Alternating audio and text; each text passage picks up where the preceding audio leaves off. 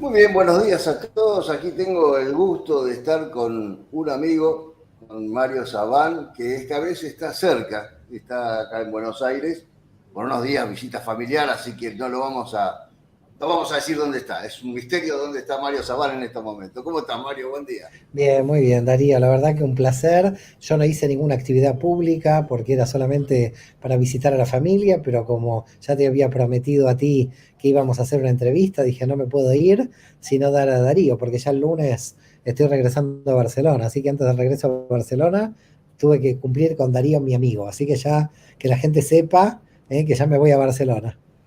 Bueno, muchas gracias por estar acá con nosotros. Antes nos llamábamos Jupe TV, la última vez que vos estuviste, hoy el canal se llama Crítica 21. Hemos hecho algunas modificaciones para ampliar el espectro, casi como cuando pasamos del judaísmo al cristianismo y se amplía el público con el cual hablamos, de algún Es decir, modo. quisiste hacer un movimiento, Hicimos un entonces. movimiento. Pero en realidad somos un movimiento, pero somos Claro. peronistas, entonces Por eso. Son somos un parte del movimiento, pero movimiento. ahora es un movimiento más grande que el movimiento.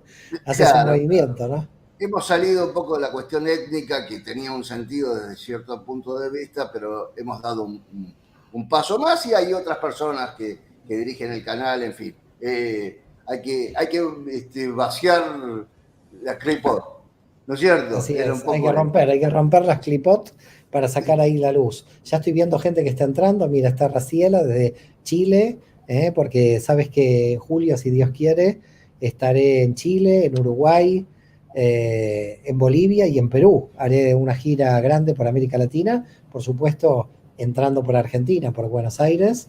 Así que te agradezco a ti, al grupo de SOT 22 de Argentina, también todo lo que están haciendo. La verdad que un placer muy grande, tanto de SOT 22 Argentina, SOT 22 en Montevideo, en Uruguay, todos aquellos que desean crecer a través del conocimiento de la Cábala que se están moviendo en todo el mundo.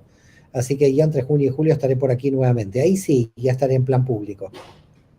muy bien, muy bien. Te estaremos esperando y esperemos poder preparar unas cuantas cosas para esperarte, ¿no?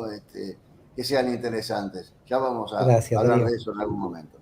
Eh, Mario, una de las cosas que quería preguntarte, bueno, hoy queríamos hablar un poco de lo que es la verdad. Yo me enganché mucho el otro día con el tema de la verdad desde el punto de vista de la física cuántica. Lo vamos a ir llevando. Pero lo que quería plantear hoy, porque ya si quieren ver el tema básico de la Kabbalah explicada, lo tenemos en el programa anterior, vamos a aprovecharlo a Mario para preguntar otras cosas hoy. Acá te saluda también, además del saludo de También Racila, Sandra, está. Sandra está enviando también saludos de Mar del Plata. ¿Sabes qué? Me tentaron ir a Mar del Plata con alfajores y no lo lograron, pero yo por los alfajores hubiera ido, pero Sandra es una gran alumna de diplomado y ahora pasa maestría. Así que bueno, la gente muy, muy amorosa. Después le vamos a preguntar algo a Sandra, porque ese apellido de Mar del Plata me suena fuerte. Así que después le voy a hacer una consulta. Perfecto. Aquí también está Miriam Díaz. Ah, seguramente Saludando. Miriam Díaz de Laponia, María Clara Prat. Bueno, mira, están ingresando a todos. Saludos de Girona. Bueno, saludos a los alumnos, a los amigos, todos los que están entrando. Tú traes el tema del concepto de verdad y la cuestión de la verdad es realmente interesante. Nunca me hicieron una entrevista sobre la verdad, ¿no? Es decir, me pareció ¿No? muy sugerente, ¿no? Me pareció muy sugerente, porque es una cosa como curiosa en la Cábala. Existe una verdad que la podemos sentir pero no la podemos demostrar, y en el campo de la fragmentación, la verdad está fragmentada. Entonces, en el mundo de la fragmentación, en el mundo dual, mira Claudia Roure también desde Córdoba, en el mundo dual, en el mundo de la fragmentación, nos encontramos con que verdad es algo limitado. Yo no tengo la verdad porque no tengo la verdad de cómo piensa un ruso en Rusia, no tengo la verdad de cómo piensa un chino en China. Entonces mi verdad está totalmente condicionada como fragmento. Entonces fíjate el concepto en hebreo de verdad, que es Aleph, Mem, Taf. Quiere decir del Aleph a la Taf, Emet, quiere decir verdad. Y en consecuencia es algo que está limitado. Del Aleph a la Taf, hay algo limitado. Entonces cuando nosotros decimos en esta realidad, yo tengo una verdad, la verdad de la mesa, ¿estamos de acuerdo? Vos me podés decir, bueno, la verdad de la mesa, ¿cómo la conoces? Porque toco la mesa, porque veo la mesa. Entonces vos me podés decir, ¿pero ves la mesa en su totalidad? Y yo no la puedo ver en su totalidad, porque cada vez que veo la mesa la veo desde una perspectiva. Vos estás en la mesa de enfrente, de la mano de enfrente de la mesa, yo estoy de este lado, y me vas a describir una mesa totalmente diferente a la que estoy viendo de mi lado. La única forma que tengo para entender tu verdad es cambiarme de posición. Quiere decir que la mayor posibilidad de llegar a la verdad de la mesa como fragmento es cambiar y rotar todas las posiciones posibles de la mesa y así todo no voy a llegar a conocer la mesa, conociendo todas las posiciones en el campo de la fragmentación. Por eso en la Cábala decimos que, y entramos ya en las paradojas de la Cábala, que esto es lo interesante, yo tengo una verdad porque veo la mesa desde donde la veo, pero al mismo tiempo nadie puede ver la mesa en su totalidad. Es decir, que en realidad en el mundo de la fragmentación, lamento decirte Darío, tú no tienes la verdad ni yo la tengo. Es así, ninguno de los dos podemos tener la verdad. Entonces la pregunta, dice la Kabbalah, ¿dónde se posa Ruach HaKodesh? ¿Dónde se posa la divinidad? La divinidad se posa en mi debate contigo. Tú me vas a explicar la mesa de tu lado, yo te voy a explicar la mesa tú me vas a hacer el favor de tratar de que yo me acerque a tu posición. Yo me voy a hacer el favor de acercarme a la posición y de repente decir, hey, acá los dos tienen razón. Esto es como un debate en un parlamento, ¿no? Que vos de repente decís, de repente el tipo que es contrario a mi pensamiento, a ver, algo de razón tiene, digamos, ¿dónde está su razonamiento? Porque no puede ser que yo tenga la verdad y el otro mienta. Es decir, si uno se cree el poseedor de la verdad, el otro miente. Si el otro miente, estamos ante un problema, porque el otro no es un hombre que te va a ayudar a crecer, es un enemigo si el otro miente. Es decir, se transforma en un enemigo, porque tú eres el poseedor de la verdad. Por lo tanto, la primera cuestión con la verdad es que en el campo de la fragmentación no tenemos una verdad, lo que sí tenemos son perspectivas de verdad, que esto en la Kabbalah lo llamamos Dat, la conciencia, el conocimiento, lo que va creciendo. Dat es el camino que me está llevando a Keter, hacia la corona. Pero no alcanzo la corona. Y por otra parte, lo curioso, que en el campo del infinito, en el Ein Sof, podemos decir que el Ein Sof es verdad. Pero el problema que tenemos es que nadie lo puede aprender al Ein Sof. Nadie lo puede contener al Ein Sof. La verdad, podríamos decir que no es contenida por ningún fragmento. Si la verdad no es contenida por ningún fragmento, nosotros no tenemos la verdad y al mismo tiempo nosotros percibimos algo de la verdad dentro de mi fragmento. Pero algo de esa verdad también percibe tu fragmento. Entonces, yo lo que tengo que pensar es qué aprendo de cada uno de aquellos que están mostrando desde la matriz alguna información. Es decir, imagínate la siguiente situación para que la gente que nos esté escuchando la entienda. De repente había, no sé, estoy inventando, 20 alumnos con Einstein. Estaba Einstein con sus compañeritos de la universidad. ¿Einstein qué ve? ¿Qué está viendo Einstein? Está viendo una verdad, pero los demás no la pueden ver. Entonces, ¿el problema dónde está? El problema está en que lo que está viendo Einstein no lo puede ver nadie, y hasta que Einstein no lo vio, no lo pudo ver nadie. Y ahora lo vemos todos. Pero hasta que él no lo vio. Luria, ¿qué vio? Luria vio algo que no lo vieron los demás. ¿Qué vio Cordovero? Algo que no vieron los demás. ¿Por qué? Porque al final la originalidad, lo que nosotros llamamos originalidad, el concepto de originalidad, no es nada original. El concepto de originalidad es una información que estaba en la matriz. Nosotros estamos decodificando permanente información oculta de la matriz. Y después nos creemos originales. Originales en el campo de la fragmentación, porque revelamos información. Bueno, te estoy pobre dando la lata y tú me quieres hacer preguntas. A ver, así lo bajamos, porque más allá de que yo lo voy captando, a lo mejor tenemos un público, tenemos mucho público de C22, pero tenemos un público que ve Crítica 21 y al que le queremos bajar un poco esta cuestión, no por bajarlo de nivel, sino de decir, llevarlo a un idioma más llano.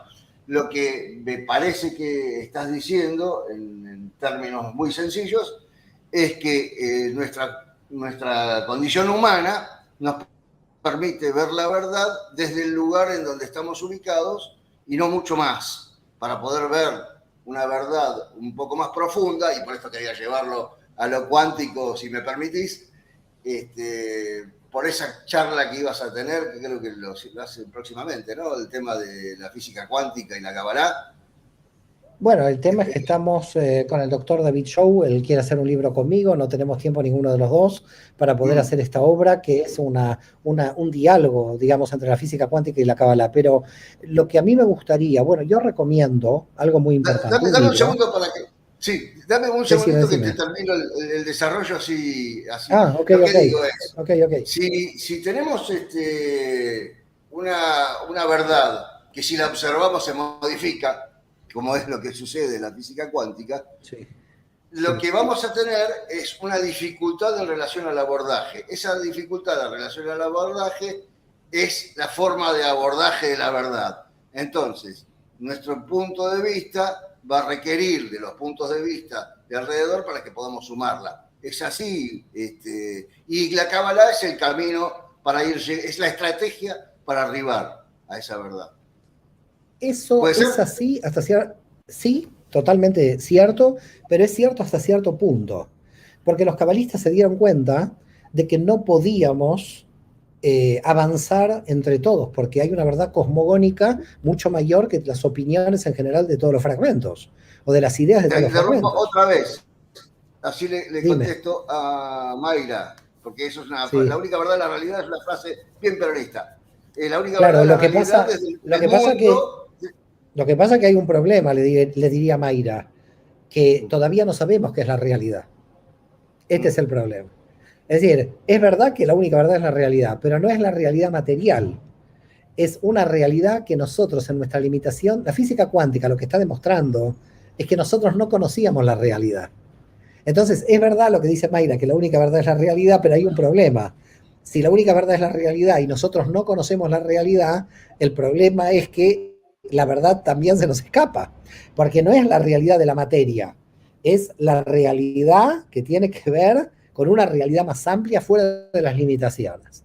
Pero lo que tú dijiste, que es real en un nivel, hay que tener cuidado en un nivel superior, porque los cabalistas entendieron que lo que había que hacer es ir del infinito para abajo, porque desde abajo hacia arriba nos vemos siempre encontrándonos con límites. La única forma de que nosotros podamos bajar a los límites, entendiendo la fractalidad del infinito, es comenzando al revés. Y esa para mí es la maravilla de Luria. La maravilla de Luria, y creo que Einstein fue por el mismo punto, en vez de ir para abajo arriba, ¿qué es para abajo arriba? Para abajo arriba es, por ejemplo, el químico, que mira los átomos del hierro, del helio. El químico está de abajo trabajando con los elementos químicos. Los físicos y los cabalistas teosóficos dijeron, vamos directamente al universo, a las variables generales del universo. No nos vamos a quedar solamente en lo que nosotros conocemos como la química, tal como la conocemos, sino ir hacia el infinito. Cuando ellos van al infinito y encuentran el Big Bang, que nosotros en la Cábala lo conocemos como el Tzimtzum, lo que encuentran es que es mejor entender del infinito para abajo la realidad que de abajo para arriba, porque de abajo para arriba siempre tenemos límites humanos, siempre tenemos límites que nos impiden subir o porque nos distorsionan la realidad. Entonces la gran cosa es que los límites que nos distorsionan la realidad en el nivel del infinito no existen. Pero claro, ¿cómo pensar el infinito con un lenguaje que nosotros lo tenemos como sucesivo y no simultáneo? Porque en el infinito todo lo que pasa es pasado, presente y futuro. No hay tiempo ni espacio. Es decir, la realidad del infinito no es la realidad del universo. Y en cada contracción hay otra realidad. Por eso a Mayra que dice, la única verdad es la realidad, hay que tener cuidado porque nosotros tenemos diferentes realidades. Por ejemplo, para un niño de 2 años, la verdad de la realidad son los Reyes Magos y se cree que existen.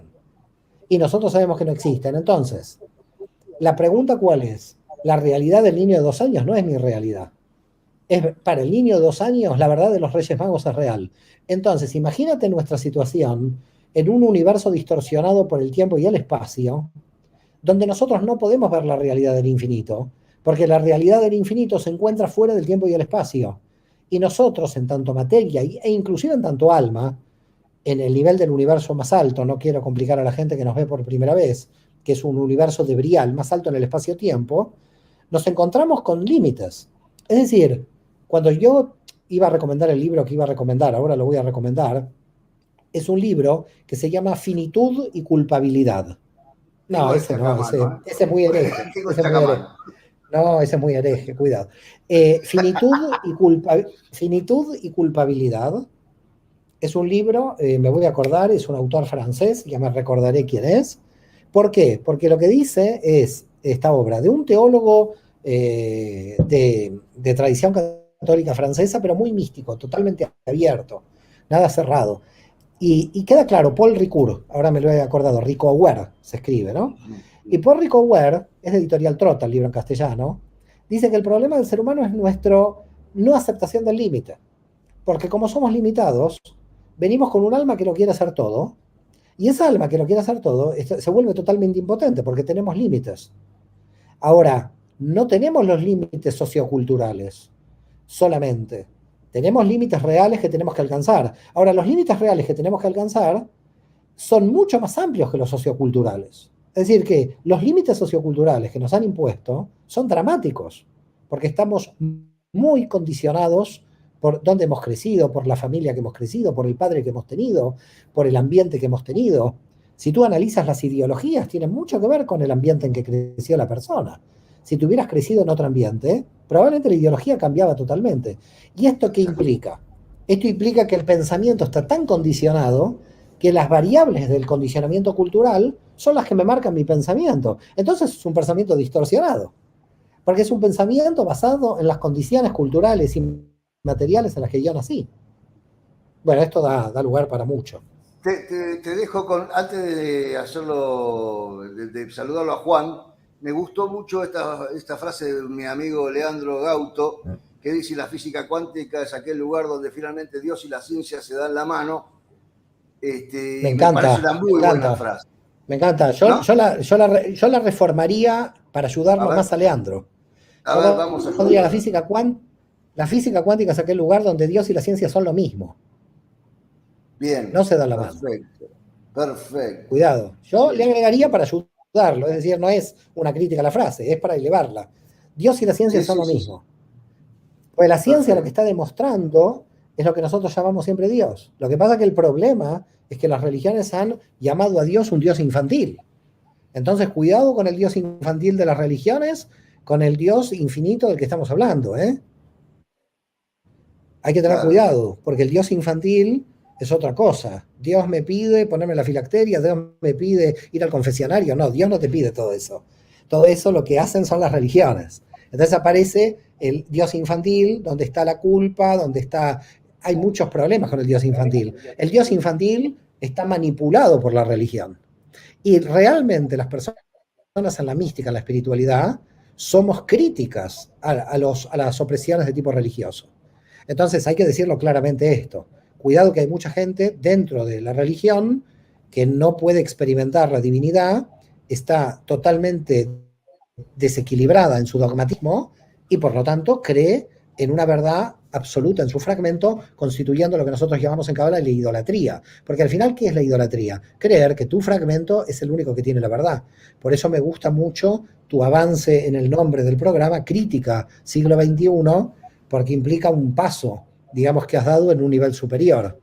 Ya dentro de poco vas a ver que tu canal va a pasar a ser la nada del siglo XXI. Pero bueno, todavía estás en la crítica filosófica. Todavía no has llegado a la nada. Bueno, quiero saludarlo a Juan. Juan colabora con nosotros. Está en este momento prácticamente a cargo, porque yo me corrí un poco, así que lo tenemos a cargo del canal, de la coordinación, de un A montón de cargo de cosas. todo. El Sí, señor sí, sí. Paunero es como el jefe de todo ahora. Ahora sí, ahora sí. Es el ¿Cómo jefazo. estás, Juan? Bien, bien, Darío, acá arrancando la mañana, le acabo de hacer la leche del enano, les pido perdón por la impuntualidad, nada, disfrutando a Mario, los conceptos, uno aprende muchísimo, uno que humildemente es estudiante de las escrituras, ¿no? Lo disfruta muchísimo. La Gracias, verdad, gracias, Juan. La verdad, un no, placer muy grande. lo escribí mal, ahí me di cuenta el comentario, porque no se ve Bueno, no mucho esa parte. importa, tranquilo. Le has puesto a Zabal, le has Ahora, puesto, pero está bien después que. lo corregimos, porque quería que No, pues, quede ese criterio, me parece muy interesante, digo. Pero la verdad, o sea, yo no sé ni qué es la física cuántica. Tampoco es una pregunta que quiero que es la física cuántica para que no, sino que sigas hablando exactamente del hipervínculo entre eso y la Kabbalah, que es muy interesante, digamos. Bueno, tú no sabes lo que es la física cuántica, yo no sé lo que es Dios, por lo tanto vamos bien. Por eso sabemos que es lo mismo. Quizás porque nos une la ignorancia. Bien. Por lo menos creo. Aquí el tema es que la cuestión aquí no pasa por el saber, pasa por el nivel de la experiencia. Hay un punto en la vida del ser humano y en la realidad del universo que lo único que uno logra saber en serio es la experiencia. Es decir, qué pasa por dentro tuyo como experiencia. Entonces, cuando hablamos de la física cuántica, que parece que estamos hablando de algo muy lejano, no es nada lejano porque tiene que ver con que la experiencia hace, porque fíjate, cuando hablas con un físico cuántico como David Shaw, ¿qué es lo que te explica?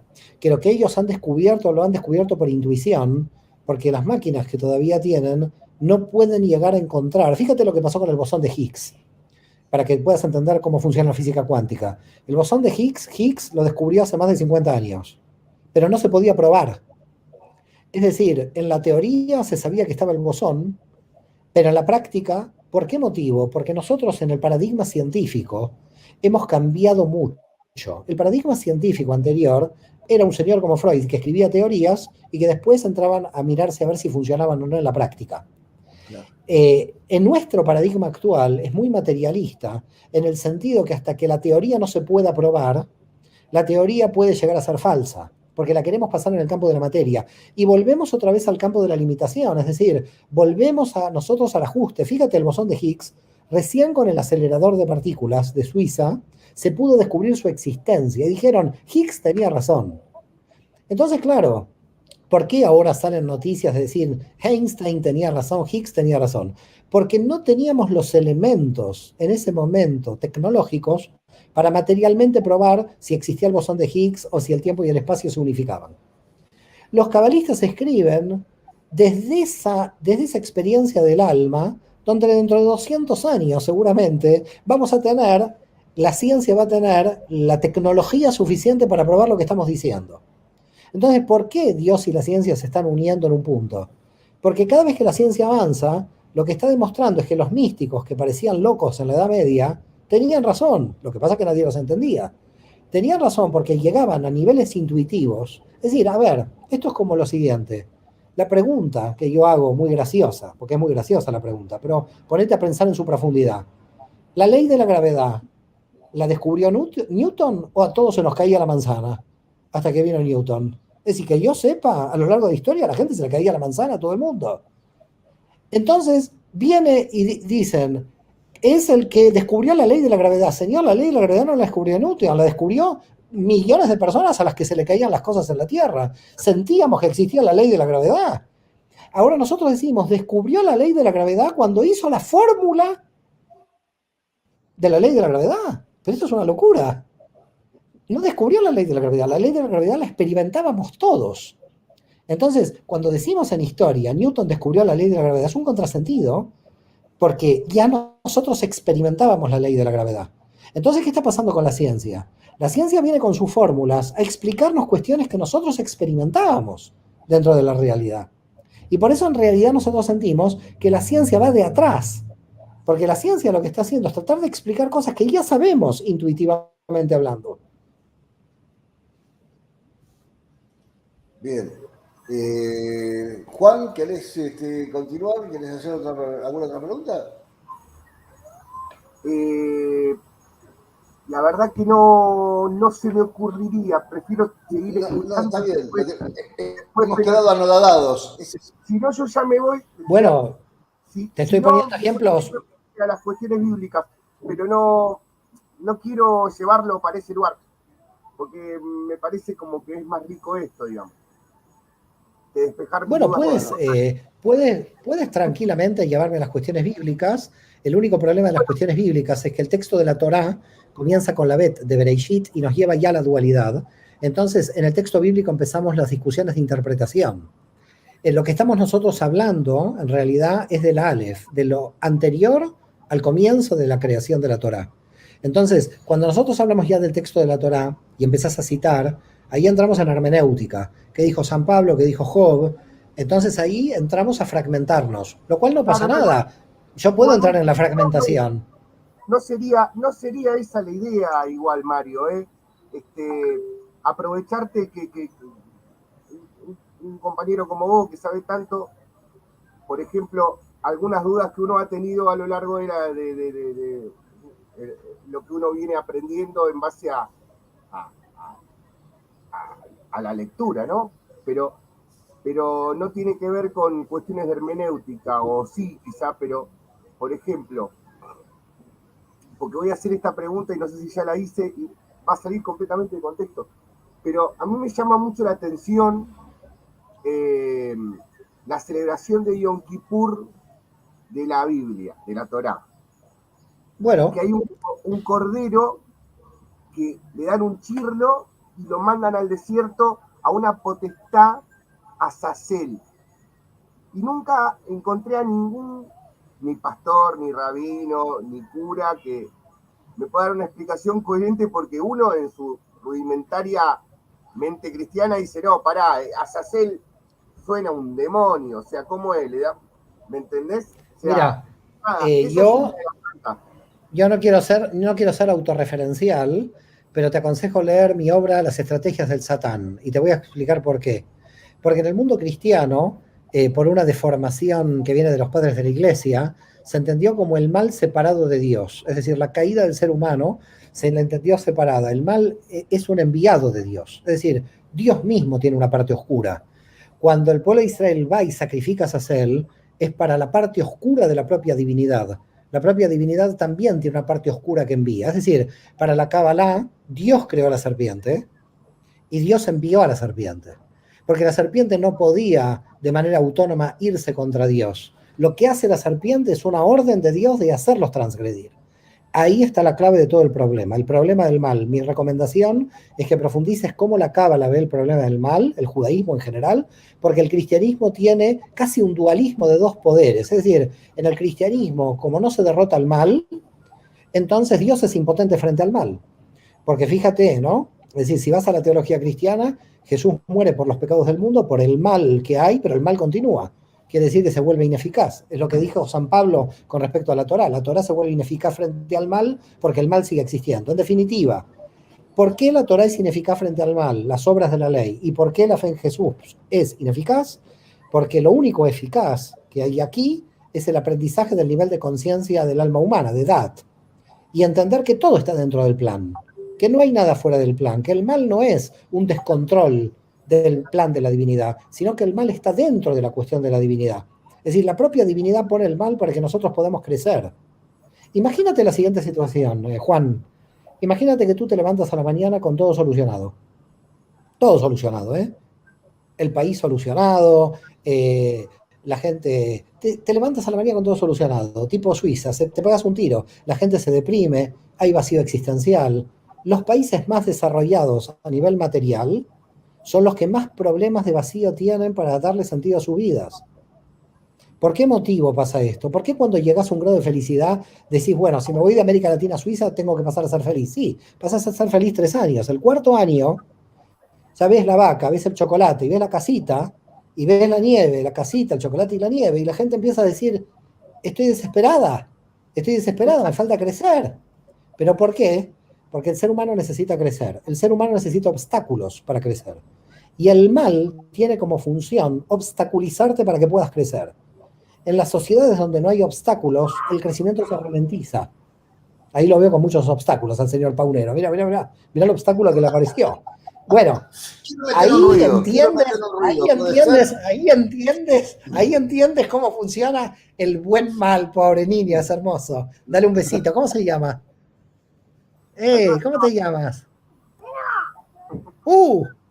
Cuidado, Bueno, la cuestión es así. Nosotros tenemos siempre obstáculos para nuestro crecimiento, y esa es la función del mal. Si tú apartas al mal, y por eso el pueblo de Israel tenía que sacrificar a Sacel, le tenía que decir a Dios, gracias por el mal que me traes.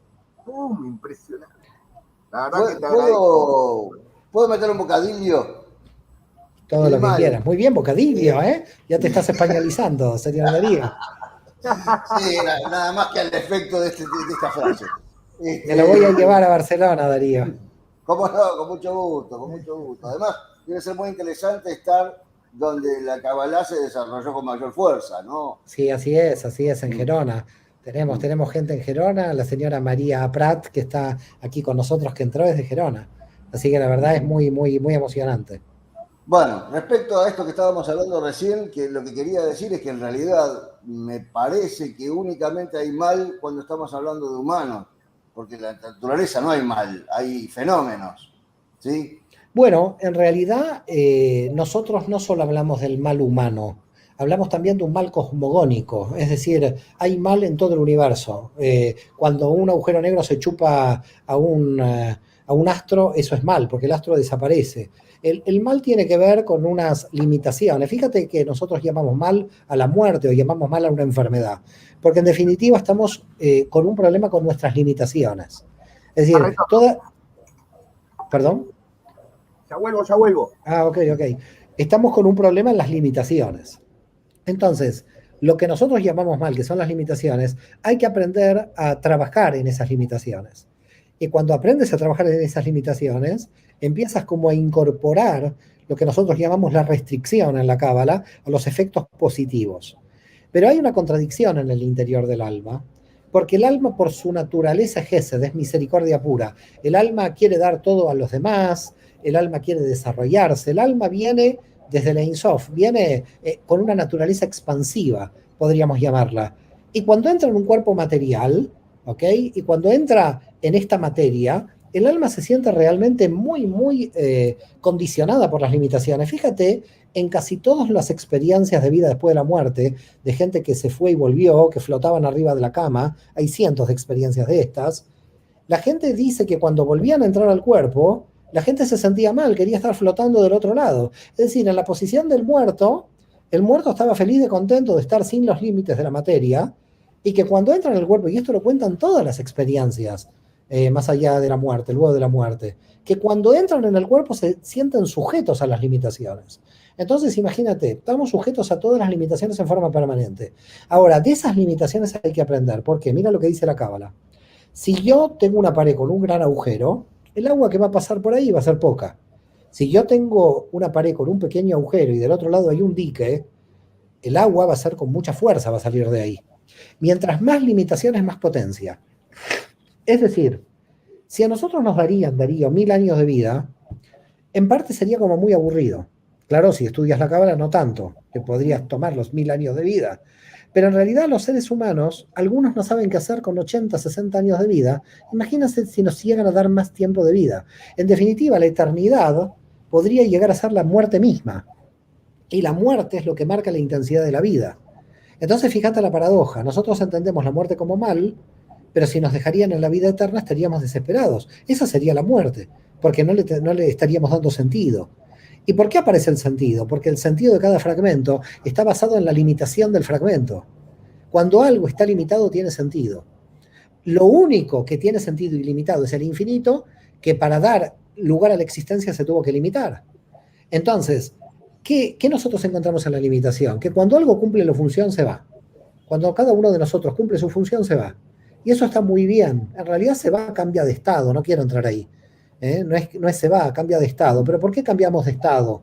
Cambiamos de estado porque cumplimos una función. Por ese motivo, lo triste de muchos seres humanos es que cuando cambian de alguna manera, cuando no cambian y creen que cumplen siempre la misma función, no están haciendo el tikkun. Entonces, tú me hablabas del mal en términos cosmogónicos, para volver a la pregunta, si el mal solamente es del ser humano. No, el mal no solamente es del ser humano, el mal fue insertado en la realidad de las Klipot, según Isaac Luria y según lo que yo también entiendo de Isaac Luria, para de alguna manera esa imperfección que nos pueda ayudar. Es decir, el mal sería un estado de percepción de la realidad. Es decir, nosotros podríamos hacer desaparecer el mal en un minuto. Pero no es utopía. No es una utopía que alguien podría decir, una utopía socialista, decir el mal desaparece. No. Acá se juntan las 100 personas más ricas del mundo, la pobreza se terminó mañana. Sí. Entonces, a lo que voy, absolutamente. Entonces, a lo que voy es, nuestra percepción de la realidad es la que está fallando. Y hasta tanto no cambiar la percepción. Ahora no creas que es humana esa percepción de la realidad, porque hay inteligencias en otros mundos que tienen los mismos problemas de percepción de la realidad. Es decir, no es que solamente hay inteligencia en este pequeño planeta en la periferia del universo. Es más, probablemente nos estamos salvando porque estamos en la periferia y no estamos en el centro del universo. Porque en el centro del universo no sabemos lo que está pasando. Nosotros estamos como San Juan o Misiones del universo. Estamos en una galaxia periférica, en un sistema solar periférico, estamos muy lejos del centro del sistema, del universo en general. Y por ahora eso es lo que nos va salvando, estar muy en la periferia. No sabemos qué pasa en el centro. Los cabalistas del siglo XIV dicen que en el centro hay vida, hay inteligencia. Entonces habría que mirar qué formas de percepción de bien y mal tienen esas inteligencias, porque al final lo que se juega acá es el fondo y la forma, Darío. ¿Qué es lo importante? El fondo o la forma. La forma es lo superficial, y lo que nosotros tenemos que buscar es el fondo. A mí no me interesa de qué religión es una persona que está trabajando en un hospital para salvar vidas. El fondo es que salva vidas. Entonces, si esa persona es atea y salva vidas, esa persona está cumpliendo una función divina. Entonces las funciones divinas tienen que ver con el fondo, no con la forma. ¿Dónde está nuestra desgracia? Nuestra desgracia es que estamos basados en las formas. Las formas es las identificaciones exteriores, la simbología de la identificación exterior. Eso es dramático, porque estamos divididos en las formas, no en el fondo. En el fondo no queremos que todo el mundo sea buena persona, todos lo queremos. El peronista, el no peronista, todo el mundo quiere lo bueno, digamos. Es decir, el que quiere lo malo es porque ya está del otro lado. Es decir, ya no está haciendo su rectificación.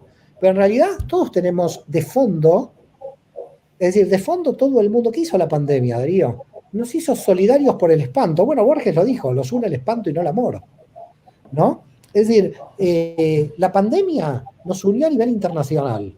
Todos estábamos espantados. Ahora fíjate lo que hacían los gobiernos al principio de la pandemia. Se robaban los barbijos. Los aviones iban y venían con barbijos de un país a otro. Es decir, que nuestra solidaridad internacional desapareció también en parte dentro de la pandemia. Entonces, lo que habría que ver es cuál es el fondo de todo esto. ¿Cuál es el fondo de toda esta cuestión? El fondo de toda cuestión es lo que nosotros en Cábala llamamos conciencia Aleph, la unidad. Nada me puede separar de vos, ni la ideología, ni la religión, ni nada, sino yo tengo que ayudarte éticamente, tengo un compromiso ético. Podés ser mormón, peronista, testigo de Jehová. Yo estoy viendo un ser humano. Yo no puedo ver la forma, tengo que ver el fondo. ¿Y qué han hecho las religiones? ¿Qué han hecho lamentablemente la política a lo largo de la historia? Nos han dividido en la forma. Y cuando nos dividen por la forma, aparece el mal.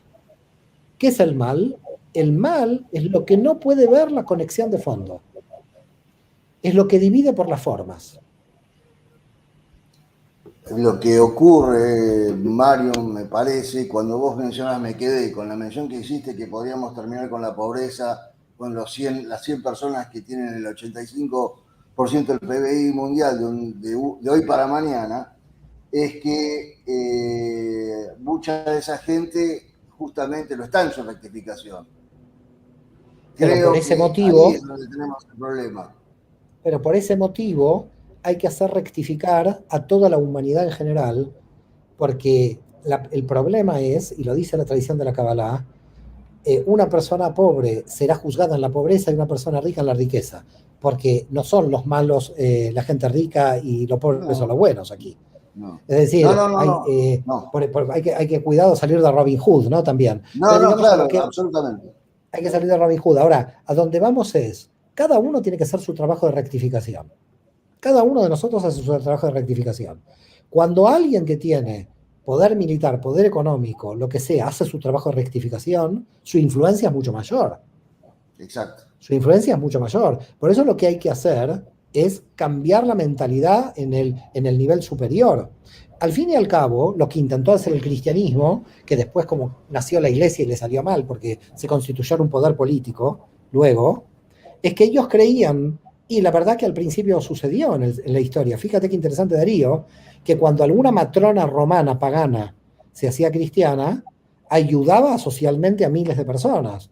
Por ejemplo, Santa Paula en el inicio del cristianismo a Jerónimo le financió 4.000 monjes que fueron a estudiar la Biblia a Tierra Santa. Es decir, en realidad lo que te das cuenta ahí es de que cuando hay ética y cuando nos creemos, cuando sentimos que somos unidad Aleph, lo que pasa es que luego aparece el poder, luego aparece el ego, ahí empezamos con los problemas. Es decir, cuando aparece el poder. Yo a la gente que está en el poder, y desde la Cábala lo decimos, hay que llevarla al cementerio, Darío. Porque la gente no tiene ningún poder en esta realidad. Acá no hay ningún poder. No es por tener un cargo que tenés poder. Tenés que ir al cementerio a mirar dónde están todos los que tenían el poder. Te invito al mausoleo de Napoleón, te envío al mausoleo de Lincoln, al que quieras ir, están todos muertos. Habrán quizás reencarnado alguno de ellos, seguramente. Pero digamos, a lo que voy es, el poder humano es un espejismo, el ego es un espejismo, pero esos espejismos son satánicos, porque son espejismos desde las formas. Y además crean otro problema adicional en nuestra interioridad. Tenemos como un sentido de eternidad. Nos aferramos a la materia como que vamos a sobrevivir, ¿no? Es decir, ahorro para la vejez. Y de repente viene un cáncer y a los 10 días te mató. Y decís, ¿qué ahorré para la vejez? ¿Qué es este ahorro para la vejez que hice? Y no ayudé a mi prima, a mi sobrina.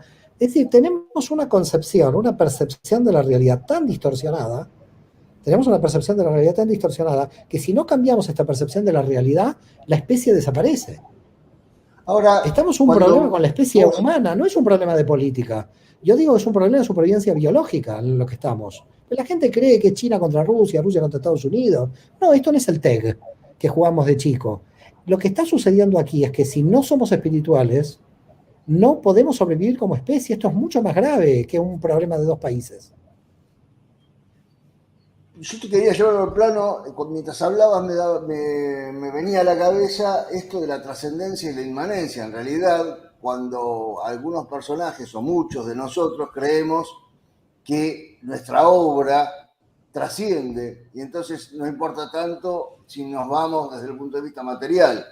¿Qué me podés decir al respecto desde el punto de vista cabalístico? Totalmente. Hay un escriba egipcio en el 1300 a.C., que yo lo cito en una de mis obras, en la matriz intelectual del judaísmo, que dice, voy a ser eterno porque dejo la escritura. Porque puedo dejar la escritura. La escritura tiene un efecto de eternidad, pero también el acto. Es decir, imagínate si Mateo, Lucas, Marcos y Juan no existían. Jesús no escribió nada, que sepamos. ¿Ok? Que sepamos que Jesús no escribió nada. Lo que, por el cual se expandió el cristianismo fue por la escritura. Si la gente no podía leer el mensaje, era imposible la expansión. Así que tuvo que aparecer Mateo, Lucas, Marcos y Juan. Si no, el Señor Jesús no lo conocía nadie. Entonces, si a Jesús lo conocen millones de personas a través de la escritura tiene un poder de trascendencia. Es decir, tenés un poder de trascendencia en la escritura, tenés un poder, pero esa trascendencia no tiene que ser egoica. No tiene que ser una trascendencia para que me recuerden a mí. Eso es una tontería. Tiene que ser una trascendencia para ver cómo mejora la próxima generación. Tiene que ser una trascendencia real, humanitaria, una trascendencia que tiene que ver con el legado que voy a dejar a la civilización, no para que me recuerden a mí, volvemos al ego. No hay, voy a escribir un libro para dejar algo, no, voy a escribir un libro para que esa trascendencia opere a nivel del universo. Mira, los cabalistas medievales realizaban escritos anónimos, porque ellos no querían que los recuerden a ellos, querían que recuerden el mensaje. Acá lo importante es el mensaje, volvemos al fondo, no quién lo escribió. Al final, ¿qué importa si lo escribió Jesús, Buda, Luria, Cordovero? Lo importante es el mensaje. ¿Qué hace la gente? Idolatra al mensajero. ¿Lo idolatra al mensajero? Lo mata al mensajero también. Entonces, cuando nosotros decimos en Cábala, vamos al mensaje. ¿Qué dice el mensaje? ¿Qué dice el mensaje? ¿Dónde está el mensaje?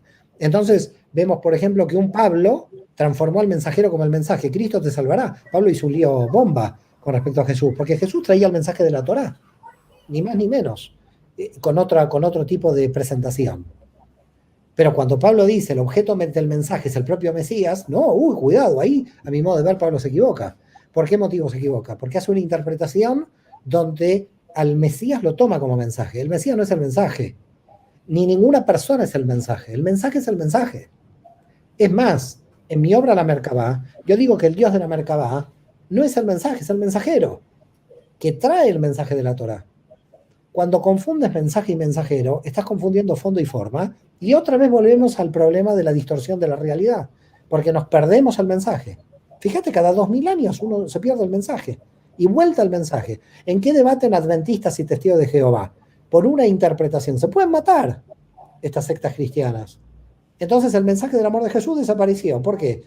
Porque el adventista le dice al testigo de Jehová que ese es satánico, el testigo de Jehová le dice al adventista que es satánico. En el fondo, el mensaje se perdió.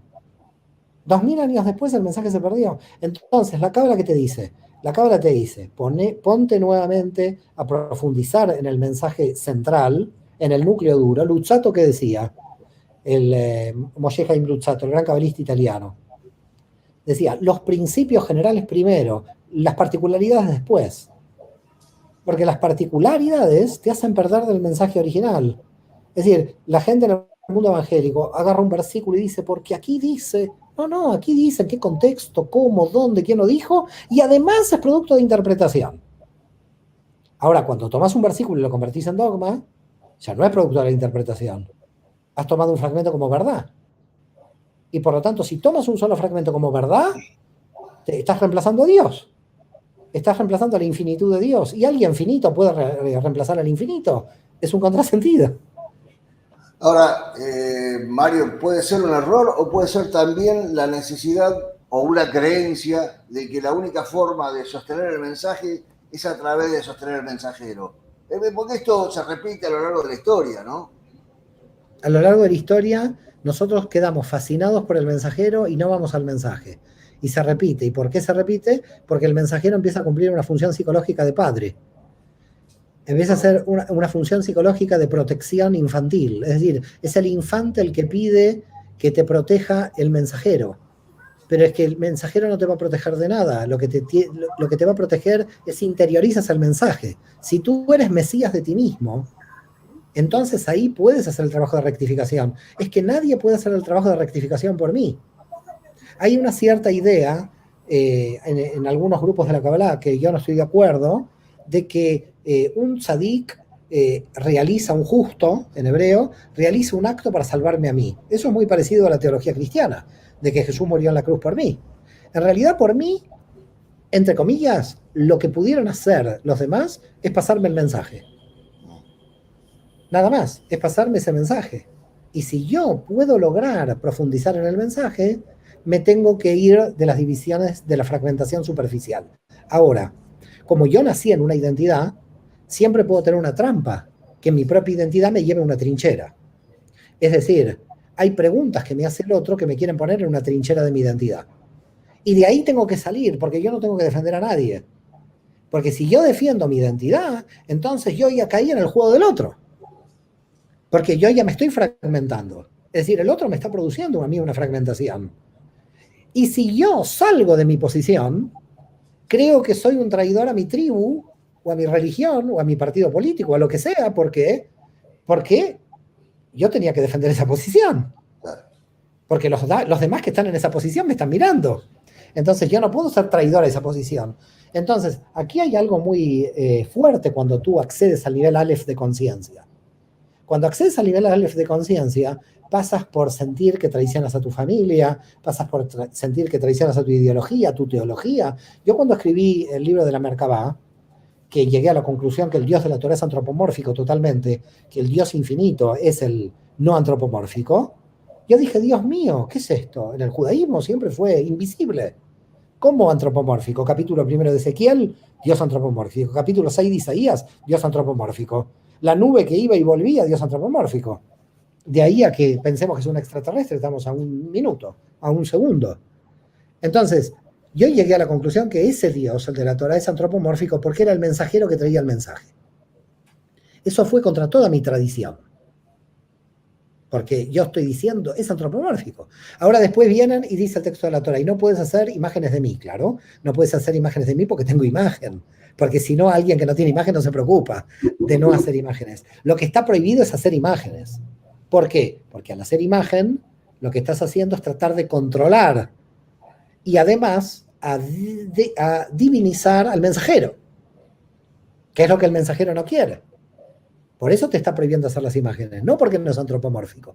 Lo que pasa es que en la tradición de la teología hebrea se confundieron a lo largo de los siglos, muchos lo advirtieron, pero fueron declarados herejes. La diferencia entre el Dios de la Merkabah y el Ein Sof. Porque el Dios de la Merkabah no lo podemos llamar Dios, porque no se llama Dios en el texto de la Torah, se llama Yahvé, Yud Hei Vav Hei, que es una contracción del infinito. Entonces al Dios de la Torah hay que dejar de llamarlo Dios, hay que llamarlo Yud Hei Vav Hei, que es contracción del infinito, y contracción del infinito somos todos. Pero claro, tienes que tener un nivel de profundidad aquí de tantas distorsiones, pero distorsiones por nuestra finitud, mezcladas con distorsiones que el poder nos distorsionó, porque tenemos las dos distorsiones. Tenemos las distorsiones de nuestros límites y tenemos además las distorsiones del poder y del ego que para beneficiarse de nuestras distorsiones nos manipularon y nos dividieron.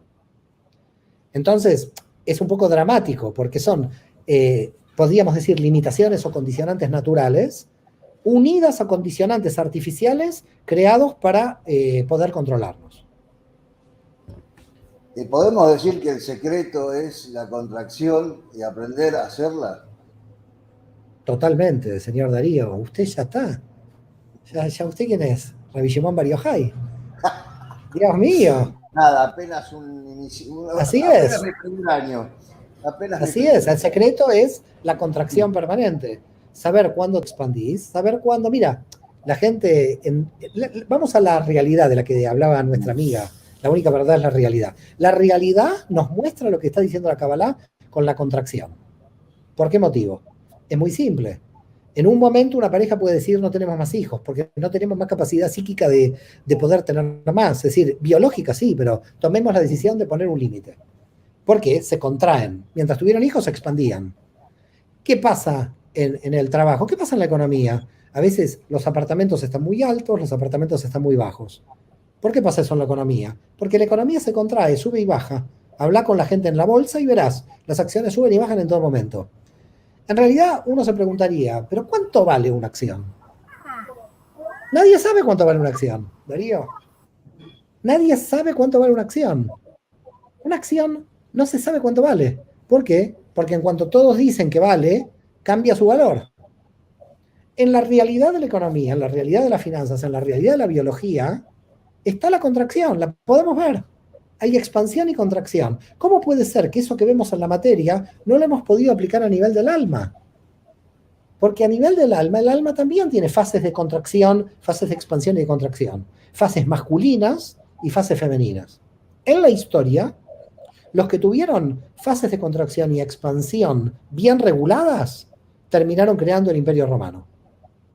Analizar la historia de Roma. Roma fue, desde el 753 a.C., conquistando pequeños territorios. Pequeños territorios. Cuando le ganó a Cartago en el 146 a.C., Roma empezó a conquistar pequeños territorios. Más territorios, hasta que se construyó el Imperio Romano en el 30 a.C. Pero Roma se fundó en el 753. Tardó 7 siglos Roma para constituirse en un imperio, pero tardó 7 siglos y se pudo mantener muchos siglos más, porque tardó mucho en crear ese imperio. ¿Qué pasó con Napoleón? Napoleón creó un imperio en expansión ilimitada, sin hacer lo que hizo el Imperio Romano. Fíjate la materia, lo estamos hablando de la historia. No tenemos que irnos a la espiritualidad. Estoy probándolo en el campo de la materia con un análisis histórico para que la gente lo pueda ver. Napoleón llegó un momento que quería ir hasta Moscú y llegó. Salió con 375.000 soldados de Polonia y volvió con 3.000. La gran mayoría se murieron de frío, la gran mayoría se murieron. Los ortodoxos judíos apoyaban al zar en ese momento, tema no analizado en la historia, porque era la misma ortodoxia, la ortodoxia cristiana con la ortodoxia judía. Entonces, fíjate lo que pasa ahí. Lo que pasa ahí es que la realidad de la historia también te demuestra que no hay expansión ilimitada, que tiene que haber expansión y contracción.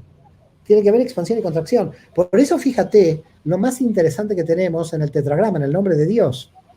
Que Dios, dice la Kabbalah, elige la Yod, la primera letra del Yud Hei Vav Hei, del tetragramatón, porque es la letra más pequeña del abecedario. Porque Dios muestra su fuerza en lo más pequeño, no en lo más grande. No en lo más expansivo, en lo más restringido.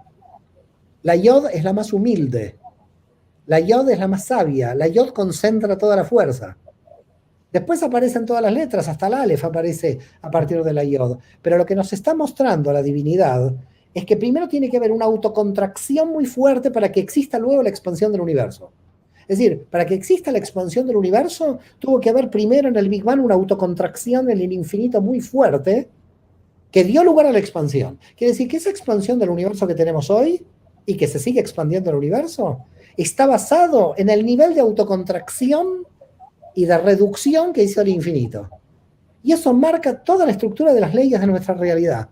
Las leyes del universo, como bien tú dices, son expansión y contracción. Le voy a dar la palabra a Juan, que está con la misma cara de sorpresa que yo. Estamos encantados, en realidad, más que sorprendidos, encantados. Realmente una charla impresionante. Nos quedan unos minutos. Le quiero dar la oportunidad a Juan si quiere hacer alguna otra pregunta. No, la verdad que preguntas no, la verdad que escucho y hago muchos enlaces respecto a muchas cuestiones. Esto que hablabas de Dios, ¿no? Como la cuestión del mensajero, ese Dios que tiene forma y un Dios que no tiene forma. Eso también está un poco contemplado en la teología cristiana. Y hay todo un debate respecto al tema del nombre. Tengo un amigo en común con Darío, el pastor Mauricio, que martilla continuamente con esto que vos acabas de decir, que el Dios verdadero es Yud-Hei Vav-Hei, y se tiene que llamar así. Pero todo esto, nada, uno no necesitaría años como para empezar a pelotear alguna pregunta que no fuera tan infantil. Nada, la verdad que agradecido de escucharte, Mario. O sea, gracias, Juan. Cosas. Gracias, Juan.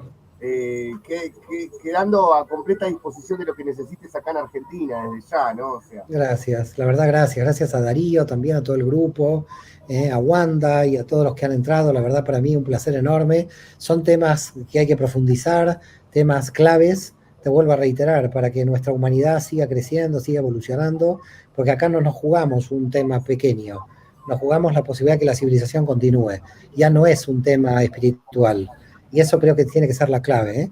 Desde la clave tenemos que pensar que nuestro planeta se ha achicado, que ya somos 7.000 millones en un pequeño planeta y que si no nos salvamos entre todos es que no nos salva nadie. Vamos a tener que, es la solidaridad del espanto de Borges, es decir, tenemos que subir de nivel espiritual para realmente hacer un mundo mejor. No es un humanismo ideológico, es supervivencia biológica de la que le estamos hablando. Y por eso el mundo se está volviendo espiritual. El mundo se está volviendo espiritual. Mira, en todos los países, y con esto ya termino, en todos los países hay grandes quejas a la religión y a la política. La pregunta, ¿por qué motivo? Porque hay un agotamiento. Porque hay un agotamiento. Está agotado. Los sistemas están agotados. Los sistemas que nosotros conocíamos están agotados. Y si eso, la religión y la política no lo ve, se va a hundir. Porque el agotamiento a la sociedad ya lo tiene. Y no es la sociedad argentina, chilena, uruguaya. Es la sociedad mundial que está agotada. Y por eso la espiritualidad está demostrando ese agotamiento. La espiritualidad no es revolucionaria, es decir, no sale a la calle con pandereta. Es un trabajo interior que en realidad quiere un cambio de sistema desde dentro, desde la persona humana.